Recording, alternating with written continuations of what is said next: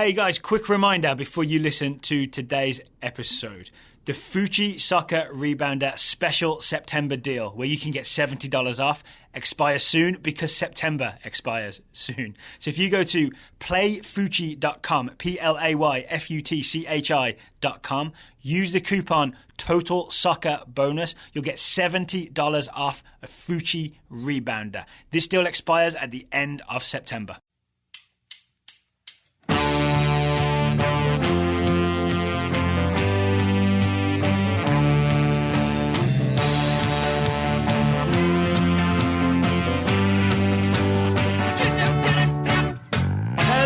And welcome to the Wednesday Total Soccer Show. I am Daryl Grove and I'm joined by a man who unwinds at night with a glass of port. It's Taylor Rockwell. Hello. Hello, and I prepare for shows by drinking half a bottle of port and, 4 Red Bulls? Is that what it was? Yeah. This is Jamie Vardy's not pre-match routine. I very much misunderstood. I thought it was a scandal. I thought it was another England scandal. Yeah. Turns out just the night before a game, he would unwind with, I think it was half a Lucozade bottle of port. Mm-hmm. Yeah, which actually and 4 Red Bulls. Which isn't that much port. Yeah. Right? Yeah. But it's enough to just send you gently to sleep with his argument. Yeah. It worked for me. Yeah, why not? Right? What could go wrong? Yeah. Well, I mean, you can score a bunch of goals and win the Premier League. Yeah, there you go. So if that's what's going wrong, then I think everything could work out well. Yeah. And Jamie Vardy is currently on a Champions League team with a 100% record. It sure is. Because this week Leicester beat Porto, ironically. Oh, that's why this story's come out, isn't it? Port comes from Porto. Beat them 1-0 with a goal from Slimani. We're not here to talk about that game. We're not. We are here to talk about the 3 games we saw on Wednesday. So we know a lot of games happened, but we're only going to talk about the 3 games that we had on our television and managed to pay attention to and rewatch in chunks. Yes. Those are Celtic 3, Man City 3, which is pretty much as exciting as it sounds, right? Yep. We'll get into that. I enjoyed that when I texted you when Celtic went ahead 3-2 just after halftime, your response was just, what?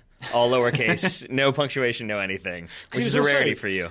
At that point in time, it was Guardiola's current team and 2 former teams were all losing in the Champions League. Yep. Right? Which was a weird set of events. Yes. Is that how it works? Such as his reputation and import, that if he's losing for one team, all teams lose? Yeah, I think so. Yeah, they're all connected. Yep. Speaking of, Atletico's win over Bayern, we've got to talk about that. Goal from Carrasco, Total Soccer Show favourite. Is Saul or Carrasco our favourite on Atletico? Yes. And Borussia Monchengladbach's 2-1 loss at home to Barcelona, which sort of featured Fabian Johnson. More on that later. Yeah. Let's start with Celtic 3, Man City 3. Let's do it. Before we break down some of the goals, because some really interesting goals in there, how did Celtic do this? Because this is the first team this season to not get completely rolled over by Pep Guardiola. And you would think them not being an English Premier League team, but a Scottish Premier League team, most people would think they were the weakest team they faced this season. This is a team that lost, 6-0 to Barcelona in the previous leg? 7-0, I do believe. Ouch. Yeah. Smacked. Yeah. Smacked would be the word there. So how did Celtic resist Man City and even sort of threaten to beat them for a little while? Well, so I watched the second half of this. I watched the first half of Atletico because that seemed like it was going to be the most captivating game, and then suddenly this happened. I can say in the second half... We went back and watched the rest of it, right? We did. In the second half, they were a little bit more contained, I would say, but generally speaking, it seemed like it was long balls over the top to Moussa Dembele, who's very fast and very clever on the ball, because City were playing that high back line. But then it also seemed like they were one of the first teams to really go at City. It seemed like as soon as they got the ball, it was quick passing, it was quick tempo, driving forward, and trying to catch City in transition, almost doing that counter press that we talked about yesterday. I would put it as well as just a lack of fear of sort of when we get the ball and we're going forward, we're just going to go at you. Yeah. We don't care because I think in a way they got nothing to lose, right? Yeah, I mean, and they really didn't. If you lose that badly in your first Champions League game, then why not go at them and see what you can do? And I think it is about pace, right? 'Cause we talked about Dembele. It's not Ousmane Dembele, the young French winger. It is Moussa Dembele, the young French attacker. Not the Tottenham midfielder. Right. Yes. So many Dembeles. It's a very popular name. Seems that way. But he's so fast, acrobatic, we found out. And fortunate. And fortunate, we'll talk about that. And kind of aggressive as well. Yeah. And then around him, you've got Sinclair will run at you. You've got Tierney overlapping. Total Soccer Show Scouting Network's own Kieran Tierney, not Kieran Trippier, as once happened on this show. I don't know what you're talking about. Scott Brown. I mean, Scott Brown plays like he looks. Yeah. Do you know what I'm saying? I do. I do know exactly what you mean. And I don't really know how to describe it other than to say that I would not want to go into a 50-50 challenge with Scott Brown. you've got to pay the troll toll if you want to get into the boys' attacking hole. I'm not sure that's any better than how it comes off in the show, but sure. I'm saying he's a very aggressive midfielder that's very hard to get past. Yeah. And I'll spell him boys BHOYS. I feel like he could have a career as a person who just stands behind you and makes sure you're doing what you're supposed to be doing after he retires. Because there's no way that, like, if Scott Brown were sitting in this room right now, my posture's better, I'm up straight, I'm making sure not to say anything incorrectly because I do not want to be on the receiving end of one of his screams. Because Moussa Dembele did end up on the receiving end when Raheem Sterling scored. With a loose pass. Yeah, it was a bad pass. And he heard about it, and so did most of the Celtic crowd. And so the thing we noticed in the very first minute was a signal of Celtic's intent. Mm-hmm. So they're at home against Man City. Claudio Bravo has the ball at his feet, and he's about to do the Claudio Bravo thing where, he takes a few touches, picks out a pass. Mm-hmm. Dembele's on him immediately, charges him down, and Bravo has to kick it into the stands. Right. Yeah. I mean, this is what's coming for you, Manchester City. I mean, Joe Hart could have been equally done that, I would say. Yeah. He's equally capable of kicking a ball out of bounds under pressure. I want to say Joe Hart would have got tackled in that situation. That might also be possible. And then Celtic score early through Dembele. Mm-hmm. There's so many goals, I can't quite remember this goal. What was this goal all about? It basically, it's a set piece that then it's kind of a delayed set piece where they draw City in, they play it wide, the ball comes back in, it's driven into the box, and it basically, Dembele is in a fortunate position because it glances off a Celtic player, hits him in the chest, goes in the goal. But he's there to turn it in, so it counts. Oh, was this the free kick where they did the stutter step? It was. So indeed. This is the first trick I can think of that Brendan Rodgers pulled. Mm-hmm. He's kind of like Kaiser Soze. So as they approach to swing the first time that comparison's ever been made, I would bet money. And probably the last. Yeah. It's Scott Sinclair takes this free kick eventually, right? He approaches and stutters, and the City line sort of fall back. Because that's what you do, right? When the kick, you stay high to try and keep everybody from going offside, right? Then when the ball comes in, after it's played, then you can go backwards, if that's what you want to do. But because they stutter, they have City staggering backwards, and that's what causes all sorts of confusion in the Manchester City box. Right. Score one for Brendan Rodgers. Score one, but then equalizer one for Man City, courtesy of Fernandinho. Oh, yeah. And I don't know, do we want to go through this goal by goal, or should we just say... I mean, we can accept to say the Fernandinho goal was not that great. Yeah. I'm even okay with jumping around a little bit, because I think the third goal for each team is maybe the one that's most worth talking about, just in terms of the way the game went and the way City came back from that. Well, let's knock out the next two then, because the second goal for Celtic is the Sterling own goal. Mm-hmm. And I know a lot of people, I saw a few things on Twitter, people wanted to credit Tierney with this goal, but it's Tierney getting down the left and trying to cross it in low. It wasn't on target. Sterling redirects it into his goal. But the reason this is impressive is because it's all about this sort of Celtic charging forward. Right, because, I mean, you're right, it is worth noting, because it's the first time I think that we've seen such footage that, like, Pep Guardiola is obviously going to lose his mind about when he watches the replay. Because in that situation, I mean, Tierney is not just wide open, he's wide open to the extent that he runs for 30 yards with his hands above his head. Yeah. Like, he is running down the field like, I am open, I am open, I am open, I am open. And even Raheem Sterling jogging alongside him is like, that's weird. Haven't seen that this season. Oh, I should mark him. Why is he waving his arms around? Right, exactly. But that comes about from essentially drawing City out of position. Is it Fernandinho is tackled, or basically goes in for a tackle, doesn't win the ball? He misses. Yep. Or is he nutmegged? No, he's nutmegged by Bitton. Yeah. So we were so impressed with the 6'5" Israeli defensive midfielder. Yeah. Is it Nir Bitton? Yeah, you got it. Yeah, he was I've never seen such a tall player have such a silky touch. He was really good. He's really clever on the ball. He's really good at that like quick little like touch and go and quick touch that you wouldn't expect for a guy who's that big. But yeah, I mean, silky on the ball and silky in possession and silky in passing. Yeah, so what? He nutmegs Fernandinho, then he plays it into Togic, the Australian attacking midfielder, who then plays it out wide to Tierney. Yes, great goal for Celtic. Yeah, as great as an own goal can be. Yeah, I mean, and it's an own goal in the sense that like when you hear own goal off of a cross, you kind of think it's going to be like, oh, he tries to head it clear, or he's trying to like he's beaten and he knows it's going to go in, so he tries to slide to knock it out. Yeah. But in this situation, it's basically Sterling, because he's trying to sprint back to cover Tierney. He just kind of lunges in at the last second to try to block the driven cross, the Pulisic cross is what I call that one, Pulisic left foot cross. And essentially, because he tries to block it, instead of it being a driven cross, it kind of deflects off of him and goes in at the near post. So isn't this like a good example of how Celtic forced Man City to be scrambling? The fact that probably Sterling didn't expect to be doing a lot of tracking of Kieran Tierney, and then he ended up being a bit behind him, had to lunge to get it, ends up in an own goal. That kind of, to me, summarises a lot of how Celtic were able to get one over on Man City in this game. Yeah. And then I think Sterling does get his revenge though. Yeah, and it was sort of also that type of game where like it kept feeling like, oh, here we go. Like, City are going to be City now. Yeah. Starting with their equalizer, and then this equalizer as well for City's second, which is Raheem Sterling, I guess, making up for it. I wouldn't say he's that at fault for that own goal. No. Because, again, it's not like a terrible own goal. But it's a really pretty goal that City score, and it comes about, as we said, because it's a soft pass from Dembele back to Scott Brown that's intercepted. Scott Brown in the replay, you can see him turn and let Dembele know that he is displeased by that ball. But it's a nice move by Sterling to get around the keeper, right? It is, It's really impressive. And kind of keep his footing and pick his spot and wait and slide it under the goalkeeper. Everything about that was a very good goal. And, I mean, really, overall, I thought Raheem Sterling, again, looked very confident and comfortable playing for City and playing under Pep Guardiola. I hope Gareth Southgate agrees.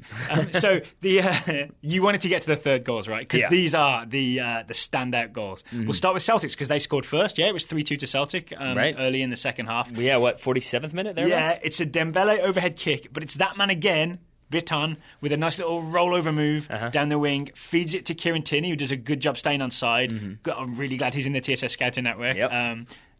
Trevor McDonald, keep an eye on him. Thank you. And then, Tierney crosses it in. Does it bounce or does it go straight to Dembele? No, it's Kolarov. The Kolarov failed clearance. It's a Kolarov whiff, It basically goes right to Kolarov's. It goes right to Kolarov's right foot. Okay. And we were talking... Wow, Tierney's got a great success rate with failed crosses today. He sure does. And we were talking about this a little bit when we were playing FUTCHI earlier. More on that once the video is edited to make us look like better soccer players. And it was a weird thing that you maybe do when you're tense and you're focused on not making a mistake, is that Kolarov plants that left foot and then tries to clear with that right by like swinging that peg through at like almost pendulum style. But in so doing, he kind of loses the natural fluidity he needs to adjust his body, adjust the center of gravity. Are we talking about Kolarov or your FUTCHI game here? Yes, because my FUTCHI game made me misplace passes and put the ball out of bounds and make terrible mistakes. And in this situation, Kolarov made a worse mistake, which was completely whiffed on this clearance. So it falls to Dembele is a generous way to put it. Essentially, he has to adjust his body because it's now behind him, thighs it up in the air, and then overhead kicks it, not a bicycle, because he doesn't have that lovely bicycle movement. Right, he does the revolution. He does the overhead kick, and I think we agree, doesn't necessarily mean to place it perfectly the way he does, but definitely means to get it on target. Because it slices outside of the foot, right? And that's why it goes into the sort of, as you're looking at the goal, bottom left corner and beats Bravo. But I think he's just trying to overhead kick and hit it, right? Yeah, which is to say, like, and obviously if you're shooting, your goal is to put it on target. What I mean is that it's not some sort of like... It's not targeted. Yeah, but it's also not like, oh, I'll just throw my foot in there and try to make something happen. Like, he knows exactly what he's doing in terms of that thigh is intentional to set it up so that he can then hit that overhead kick. Yeah. But I think he doesn't mean to hit it with that outside of the foot the way he does. Have you ever played headers and volleys? Actually, I've played it with you. We call it headers and volleys back home. I think here you guys call it 11s, maybe? 11s are one touch. Maybe one touch, where essentially it's everybody plays and you can only score with a header or a volley. We call that one touch. We call it headers and volleys. It's basically the same thing. But what Kolarov did for Dembele is basically a classic thing from that game, right? Where you just pop it up for someone else to volley. Exactly. But then Dembele's goal wouldn't have counted because he used two touches. That's how we play that game. Actually, so do we. That makes sense. Yeah. So then I think if we were going with that, then he would have to go in goal. Dembele would have to go in goal, which I'm sure Man City would have been okay with at that point. Yeah, probably. So that puts Celtic ahead 3-2. Oh. I'm curious, did you switch over at this point, or had you already switched over? So I had this game on my laptop, but I was watching Atletico Bayern on the big screen here at TSS Tower. And then I've obviously since seen this Aguero thing, because it's not Aguero's goal, is it? It's Nolito's goal. But you told me, let's watch this third Man City goal. And honestly, how many times did we rewatch this in the office? Many. That's my answer. Yeah? At least 20? Yeah. Because I have in my notes, the Dembele goal is a misplay from City, and the Nolito goal is a beautiful play from City. So it's Nolito who scores it. Scores basically a rebound after an Aguero shot. But the real genius here is how Aguero plays this weird 1-2 with David Silva. Well, I think, yes, that's definitely true. But I think also if you go even further back to when Raheem Sterling picks this ball up, it's also a very, good goal when you want to look at how Pep Guardiola gets his teams to play. Because it's really quick passing, but it's very intelligent movement off and on the ball from a number of different City players. Because it's Raheem Sterling gets the ball, comes inside, plays it to Aguero, who drops it to Silva, who plays it back to Aguero, who shoots, That shot falls then after it's saved to Nolito, and it's a goal. But the interesting thing is the disguise that Aguero puts on that one too, right? Absolutely. Because he sort of receives it. It's as if he's controlling it, Yeah. but then he leaves it with the outside of his right foot and makes the run at the same time. And nobody knows. It took us 20 times to figure out what he'd done, and I'm sure the Celtic defence feel the exact same way. Yeah, right? it's a move that, without the benefit There's of no name for replay, it. I would think it was magic, because basically it goes. I mean, it goes to his. If you picture it this way, it's like Now You See Me 3, Magic is Real, the Sergio Aguero edition. let's pretend like both of those movies didn't happen. But yes, that's fair.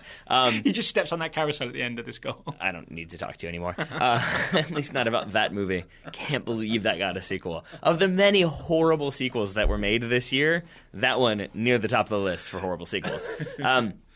But he gets the ball, if you imagine it, with his back to goal, sort of to the left-hand side of the goal. He receives it with his left foot, and then in that same motion of turning, as you said, drops it with his right foot, but then turns and manages to stay onside, manages to read the ball exactly so that he knows when that pass is coming, and then set himself up so his first touch can be in on goal. Yeah. I mean, it's really well done from Sergio But it's even Aguero. better than that. He starts the run to receive that pass from Silva at the same time as he passes it to Silva. He's literally doing two things at once. Yeah, and then it's a credit to David Silva, who he does. It's not a disguised pass because it's obvious where he's putting that ball through in the channel, but the way he does it, it's that sort of like it makes it look like he's doing something just like a little square ball. Yeah, and maybe for David Silva, that type of ball is just a simple square pass. But for me, watching it again, it's just so it's an alley, it's right? so narrow, but it's so like kind of disguised and is perfect, millimeter perfect, I would say. Well, he's very much the Woody Harrelson here, where like Jesse Eisenberg is Sergio Aguero. Really? He's the lead in this movie, and Woody Harrelson's like the supporting actor that's doing some really good work. I'm confused. Did you like this movie? Because I feel like you liked this movie. I liked it more than you did. I don't know what to. Didn't you study film? Yeah. I'm also to clarify, we're discussing the movie where magic is real. Yes, right, okay. Just wanted to make sure. But the threequel with Silva and Aguero and Nolito, genius. I have never seen a movie. Let me pause to think about this. That's in my top 10 list of movies where the writer was clearly on some type of amphetamine and got like 75% of the way through the screenplay. It was like, magic's real now. Magic's real now. That's how it's going to be. It's going to be beautiful. Everyone's going to love it. Magic's real, and we're going to change everything. Is that what he wrote on the last page? Yes, just magic real. No verb in there, just magic real. So what is real is the point that Celtic took out of this game. Yeah. It finished Celtic 3, Man City 3. Guardiola did change things up towards the end, because obviously he's going for the win, right? Yep. He brings on Stones for... it's away from home, right? This could be... You could settle for a draw away from home. No, I'm laughing because here's what you just said. Guardiola's going for it. He's trying to get the win. And so he brings on a center back. And I know exactly what you mean by that, because you're not wrong. It's just a funny thing that is Pep Guardiola, that it makes total sense. Well, no, but the reason I'm leading with this is, if you look at that team, right, it's a lot of his strongest players, right? The midfield was Gundogan, Silva, and Fernandinho, which is something he often does. The front three was Nolito, Aguero, and Sterling. But his starting centre-backs were Kolarov and Otamendi. And the thing he changes is Kolarov off? No, Clichy off. Clichy off, Kolarov left back. Kolarov left back, and John Stones comes on. And I took that as almost an admission that sort of this Kolarov at centre-back thing, it worked in the English Premier League, but not in the Scottish Premier League. Yeah, and Kolarov's obviously to blame for the Dembele goal, no matter which way you cut it. So I guess my question is that I'm leading to, did Guardiola get this wrong by starting Kolarov at centre-back? I think so. I think that would have to be the obvious answer, right? Because that Dembele goal does not happen if Kolarov is starting at center back, and you wonder if maybe we know he can play those kind of long balls. We know he's very good in possession. Is Kolarov? So maybe you put him on the left. You have John Stones in there who can also step into midfield, can crowd out that Celtic midfield that had a lot of opportunities and had a lot of time on the ball. Maybe if you have John Stones stepping a little harder than Kolarov would have, maybe you disrupt that a bit. And some kind of obvious analysis, John Stones, I believe, is faster than Kolarov. Dembele's faster than both of them, but Stones would have a better chance of keeping up with Dembele and not making it such a threat over. Because we saw Kolarov get beat a couple of times, really badly for pace by Dembele. It makes me wonder if he just thought they're going to be physical. I'll put in a physical defender in the form of Kolarov who doesn't laugh at videos. That's what I think of when I think of Kolarov, as a man who will not laugh. I agree. And then on the Celtic side, Brendan Rodgers thought, all right, we're going to see this out with some real physicality.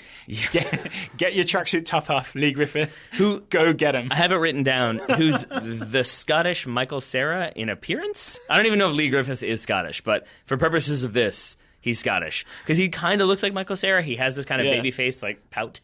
Like, oh, there's no way you're intimidating. The first thing he does was grab Claudio Bravo to stop him from throwing the ball quickly. Like, he goes to distribute the ball, and Griffiths just grabs him and pulls him so that he can't throw it. Then he, I think, crushes Fernandinho, I think it was. Just kind of comes in on a challenge that's not given. But he wins the header, but wins the header by going through the City player. So there's just a lot of, like, moments like that where I think they were sent on to sort of physically disrupt what City were trying to do. Absolutely. I don't want to credit Brendan Rodgers with too much genius for sending on a centre forward to crush people, but it kind of worked for the last 20 minutes. That worked, but right? Also bringing on Patrick Roberts, who is I did not know much about before this game. I want to know a lot more about him, including who wants to scout him in the TSS Scouting Network. It has been suggested to us that we should enter him into the TSS Scouting Network when he was at Fulham, and I think he was at Man City as well at some point. But yeah, now he's at Celtic, I think, and getting some minutes. Definitely time to add him in there. Very confident on the ball, very clever on the ball, and very quick. He kept evading Celtic midfielders and Celtic pressure to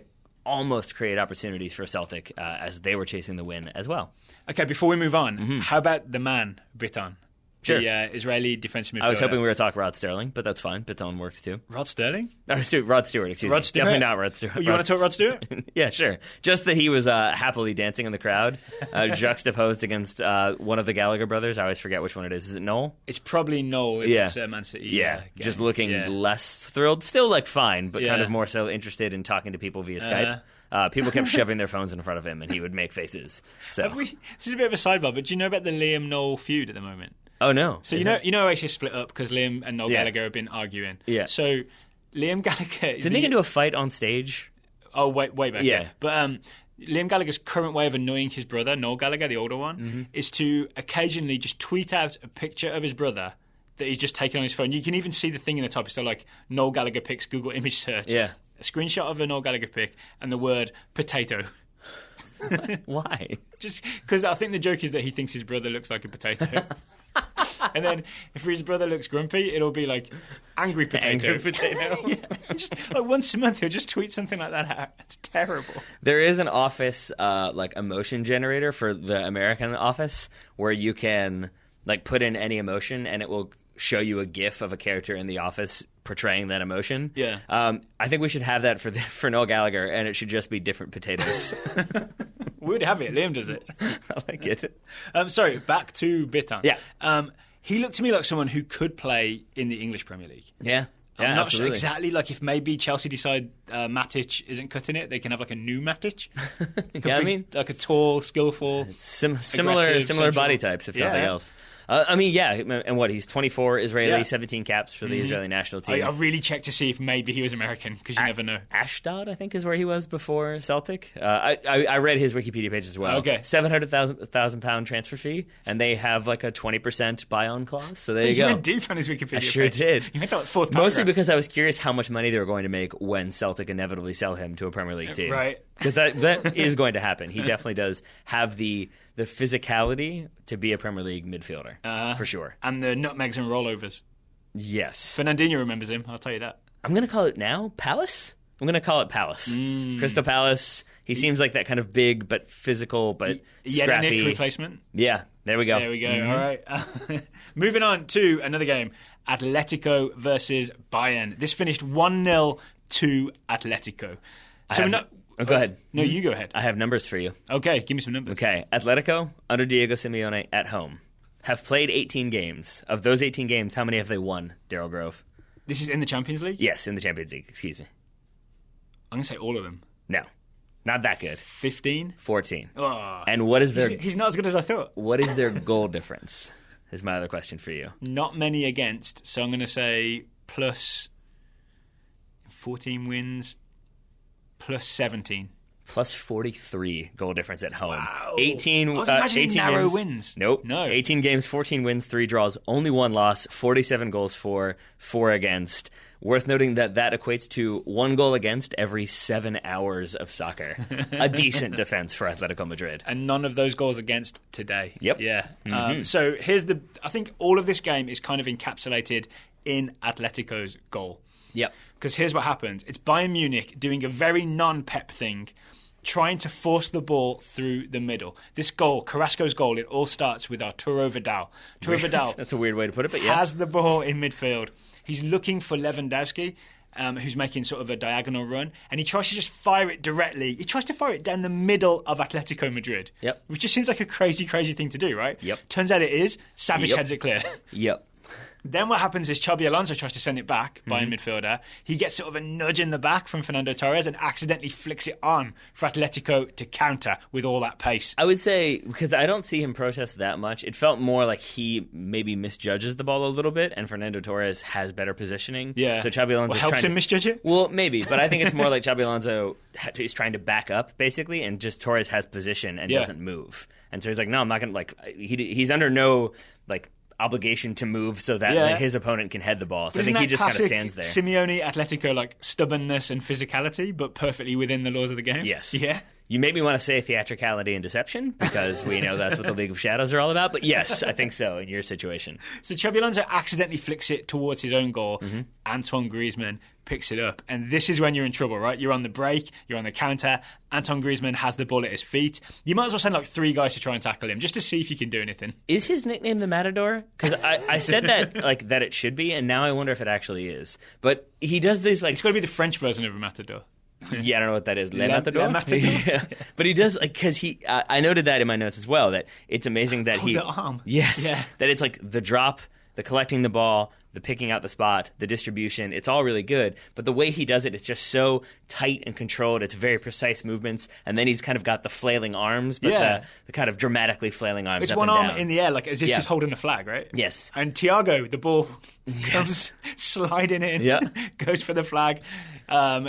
Le Matador pulls it away and passes the ball off to, I believe, Carrasco. Yeah, and so too does Boateng. But Boateng's is that he also slips when he's charging in, and that kind of limits his effectiveness as a defender. Yeah, great stuff from Griezmann. And then great stuff from Carrasco, because he still has plenty of work to do, and he does it very efficiently. And didn't you notice that he uses a very clever touch to evade Javi Martinez? He does, because it's his second touch. He takes 3 touches. First touch to get him away, second touch to create separation, third touch to shoot and score. Right. He maybe could have played this to Fernando Torres. I think had he have not scored, Fernando Torres is going to give him an earful. Yeah. But it's Fernando Torres' arms were open in the "why didn't you pass to me" thing, the gesture, and then as it goes in, he just raises them into celebration. As soon as it pings off the post and is clearly going in, those arms go up. But that second touch, basically Carrasco, I think, has made the decision, I'm going to shoot, I'm not going to try to square this. I'm going towards goal, right? Yeah. But he sees Martinez coming across, and so that, basically Martinez has the angle right that if Carrasco just continued to go straight,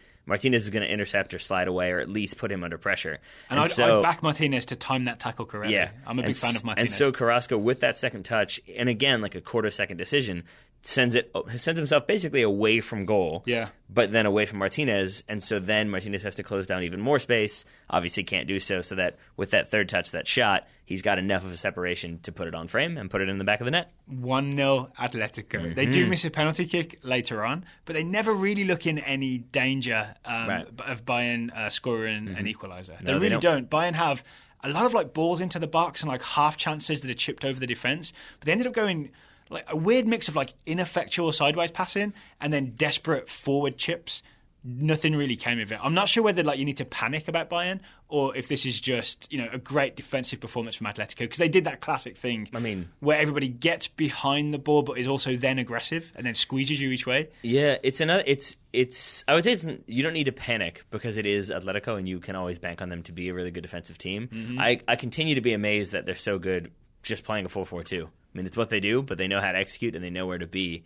I would say if you are a Bayern fan, maybe it's tough to take anything away from one game, but I would say one thing that I was really surprised by was just how not sharp Arturo Vidal looked. That it it reminded me of... Definitely should have been sent off, by the way. Yeah. But that's what I'm saying. It reminded me of the GIF that you retweeted about the way Arsenal chose to handle Diego Costa. Oh, yeah. And you could just see him. It's basically Koscielny and Mustafi kind of fouling him, kind of playing physical with some good sliding challenges, and you can just see Costa start to get really riled up and really frustrated. Same thing with Vidal. It seemed like as this game went on, he just kept getting frustrated. Passes weren't working. People weren't where he thought they should be. I think he felt like he was isolated in defense.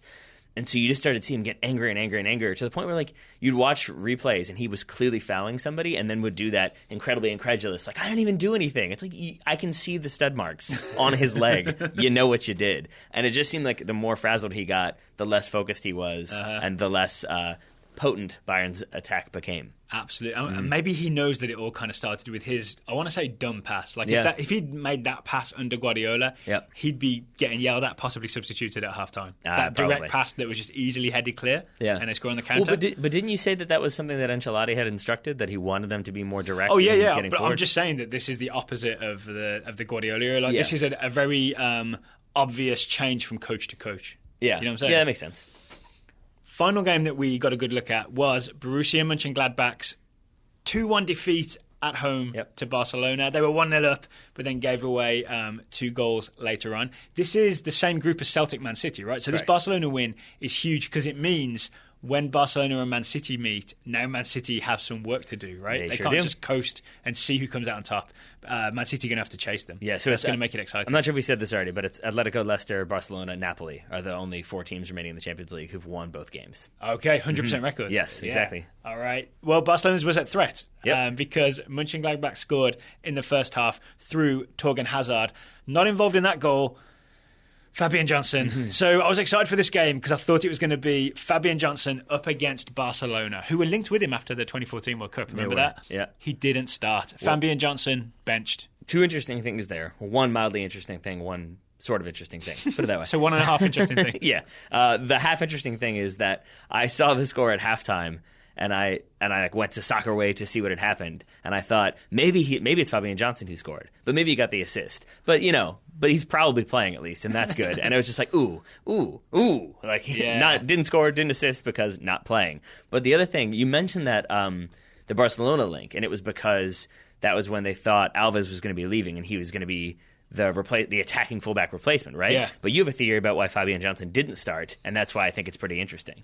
Yes, we've been looking at some Fabian Johnson Monchengladbach games in the Bundesliga this season. I think I've, in the last 2 weeks, blamed him for 2 goals they've conceded because of him taking poor defensive shape on crosses, right? And I sort of think that in this game, Schubert might have been sort of, all right, we're playing Barcelona, we're going to play this crazy 3-4-1-2 thing. We want our midfielder / wing-backs, I'm hesitant to call them wing-backs, we don't want people who can't defend, so maybe this time it's not a game for you to start, Fabian Johnson. And that's why it was Wendt. I hope that's how he told him that he wasn't starting. Maybe this isn't so much a game for you to start, Fabian Johnson. So it was Wendt playing on the left instead of Fabian Johnson. Right. Oscar Wendt, not George Wendt or Norm Peterson, as we were calling him throughout the game. I'm pretty sure I heard the crowd yell Norm, but whatever you say.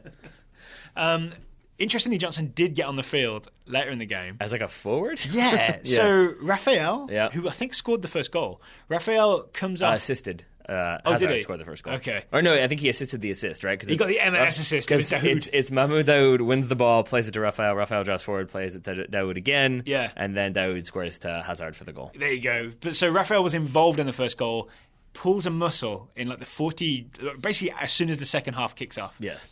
Barcelona keep playing as he's down. Mascherano tries to... This is a whole different story, but Mascherano tries to clear the ball out. Sergio Roberto keeps it in and then attacks. Yep. And then Barcelona sort of get a chance out of it. Everybody's very angry. They probably should have had a penalty because Neymar keeps the ball in bounds, gets shoved out of bounds. Then the ball is cleared, and do you know who eventually puts the ball out of bounds? Is it Mascherano? It is. It is? It goes all the way back around, and then he slowly taps it out of bounds. Like, this is what I was trying to do a while ago. Sergio Roberto. Yeah. So it's Fabian Johnson comes on to replace Rafael and just plays up front, right? He's in that sort of 3-4-1-2. He's one of the front 2. Yeah. Doesn't do a great deal. But I think that's because he isn't given much to do. Because essentially it's sort of like, we're kicking it long. Yeah. Try to run at 8 players. Yep. Do your best. So, they come back deep. They're defending that lead. And then after Barcelona equalise, Mönchengladbach are defending that point. Yep. And then after they score the winner, Barcelona, everyone's sort of like, shucks. We shouldn't have done that. Yeah. So we'll talk a little bit about Barcelona's 2 goals. The equaliser is scored by Arda Turan, who comes off the bench. Right. He smashes it sort of near post. Yeah, near post smash, basically, is what it is.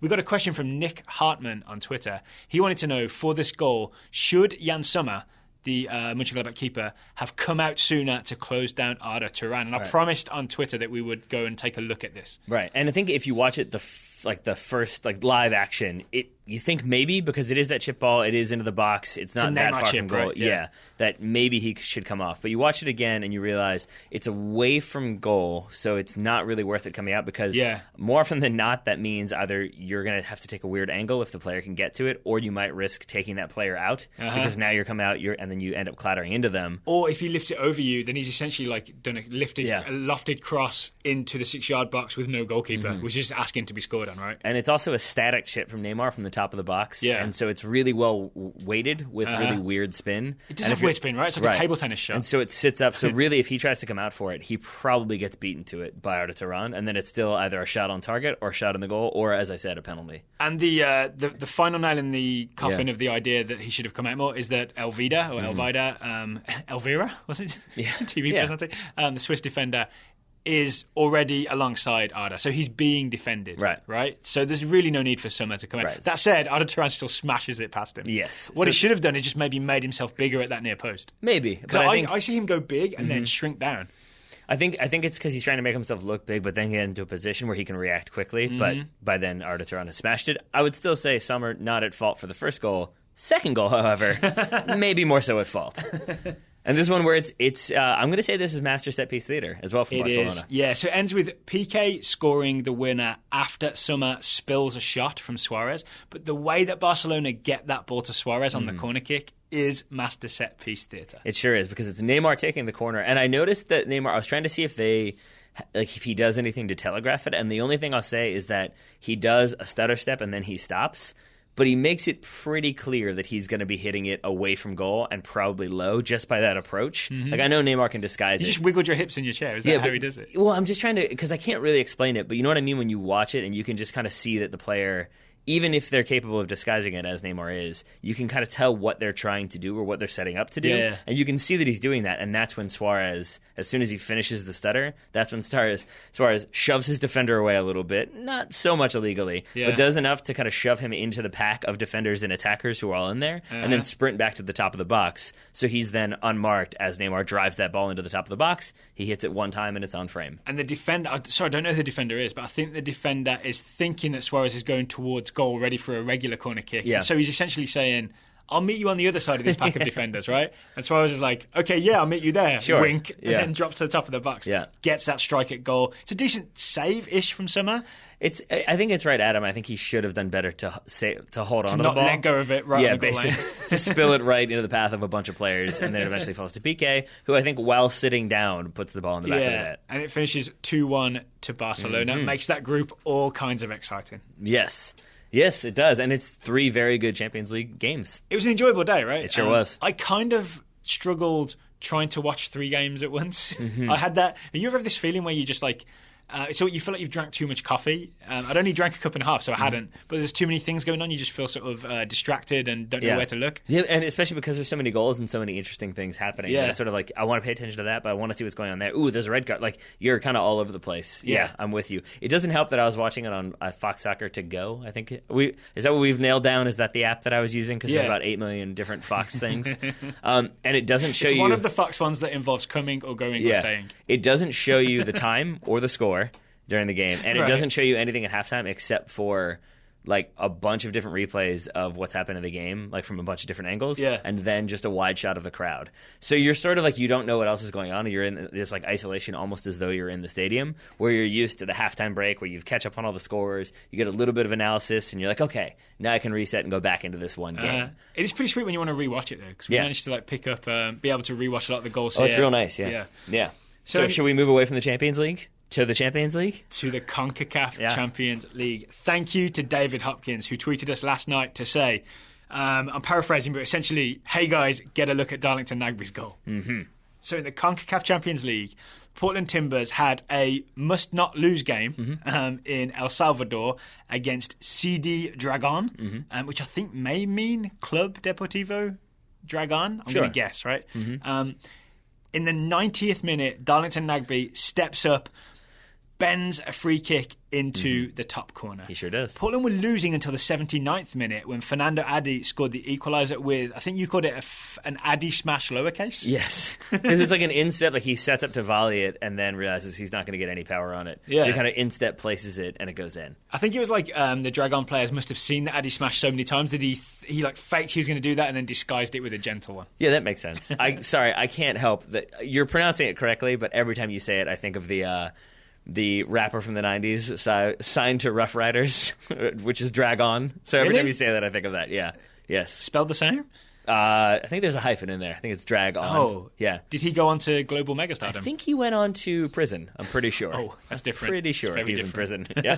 So it's 1-1. That would have been, I think that was a result that would have kept Timbers alive going into the final game, but a win is obviously much better. Yeah, because basically I think, who is it on top? It is Saprissa, yeah. Who are Costa Rican powerhouse. So there's only 3 teams per group in the group stage, right? And so Saprissa had already played 3 of their 4, right? Yep. 3 of the 4 allotted games on 7 points. Yep. And so if Portland drew, then they'd be on 4. Since Portland did win, as you said, because of Nagbe's goal, now it's 7-6. Yep. And that final game is Portland at home to Saprissa. Yeah, Portland at home to Saprissa October 19th, I believe. You've put it on our calendar. We're going to watch it. It's a must-win for Portland if they're going to top the group and go through. So that's a really exciting game to watch. Right, but had they have drawn, though, my point is that then even a win doesn't necessarily get the job done because I don't know what the goal difference is. But it might be that they then have to win by 4 or something like that. Now it's just a win gets them through. Because of Nagbe's free kick. It is, 2 steps and then... Yep. I was going to say bang top corner, but it's not. There, it's bend top corner. Yeah. 2 steps and bend top corner. 2 steps and curve. Isn't it that? So can you describe the free kick technique here? Because it is sort of the classic way that someone would tell you to take a free kick if you're not Cristiano Ronaldo and putting knuckle on it and stuff, right? If you imagine, basically, he's approaching it from the, obviously behind it and to the left. And so approaching it from behind is key. Yes. And to the left, and I say that only because then if you look, he's basically hitting it on the bottom right-hand side of the ball. Yeah. But he's not following through by lifting. He's following through by bringing his leg back around. Right. So he gets a little bit of elevation, obviously, enough to clear the wall. But it's not based on hitting the ball up and then hoping it comes down. It's based on kind of getting enough height, but then dropping it down and curving. It's all about the arc. It's all about the arc. Yep, and that's exactly what he does. And then a magnificent celebration on the Timbers bench. Yep. It made me think, obviously everyone's just happy they won this game, but it made me think everybody loves Darlington Nagbe because they all mobbed him. I think he also got a big kiss on top of the head as well. Yeah, I think Ray Romano's working on that sitcom. Everybody loves Darlington. Yeah. Yep. I'd watch that. I would too. So congrats to Portland Timbers, and we'll be watching October 19th, assuming that game is on TV. Somewhere. Congrats also to the Vectors. Do you know who the Vectors are? I do. The Vectors are Omid Hadari's team. They are co-ed champions. So the reason I like that we know nothing about the league or where it is. So we've just you made it sound as though they're the co-ed champions of the world. As far as I'm concerned, they are. So before this team was set up, Omid emailed us and said, I think it was like a listener question. It was basically, hey, do you have any tips for running a rec league team? So we did a whole episode of how to set up a rec league team and get it organised, do all that kind of stuff. So basically, Omid, we'll send you the address to send us the trophy, or should we send you an invoice? I think for services rendered. No, I think we don't need that. We can just send them the address, and I think we just want 10% of the trophy. 10% of the trophy. Cut off a little bit, yeah. Which is the best part? Go back to the field where you won the title. Yeah. Cut the nets down. Send us part of the net. We're golden. But seriously, Omid, we would love to know if any of our advice was helpful in winning that co-ed championship, or if you just happen to have better players than everybody else. Yeah, I think you texted me that, right? You're like, I wonder if our advice actually helped. Or if they just put 2 really fast people up top. And had some maybe former D1 women players who bust the midfield completely. That'll do it. But yeah, Omid, let us know. Before we move on to scouting, Taylor, have you heard about this hot new podcast that launches Monday, October 3rd? Is it one of the podcasts in the Bill Simmons Podcast Network? It's not. Oh, really? I thought that was all that was on iTunes anymore. That's a lot of what's on iTunes. They have 800 podcasts. I don't fully understand it. They do. But the good news is that independent podcasters, independent soccer media, are clubbing together to create their own sort of podcast collaboration network type thing. That's the Goalmouth. The Goalmouth. There was the trailer was put in our iTunes feed, the show previous to this. If you want to go back and listen to the dorkiest preview, that's Taylor's review of it. Yep. Dorky but good, right? Was your preview? Sure. Never recorded. So it's Total Soccer Show, it's Howler Magazine, it's Dirty Tackle. So including Ryan Bailey. And there's going to be, 5 of us, and we're going to do a daily news podcast. Right. every morning, 7 a.m., there will be a 5-minute news bulletin available for you to download and catch up on all the English corruption news. And other stuff too. Yes, and for those who've asked, this is in addition to our daily Total Soccer Show shows. Yeah, so TSS will not change. It just means that we're going to be doing this one extra thing. So if you want to find the Goalmouth, it is on iTunes right now. You search Goalmouth, you'll see it. It's a big Goalmouth looking thing. Hit subscribe, and the first episode will be out Monday, October 3rd. We're very excited to have a new venture. And I believe you are going to be the voice of that first episode, is that correct? Yeah, I'm up first. Yeah, I'm up first. There we are. I pulled the short straw or the long straw? I'm not sure. We'll find out on Monday. I think you were assigned the short straw, is essentially what happened there. All right, Taylor, final segment on today's show.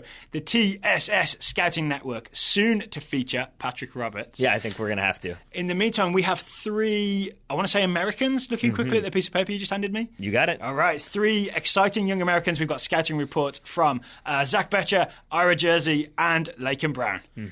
Zach Betcher scouting Timothy Weah, the 16-year-old striker.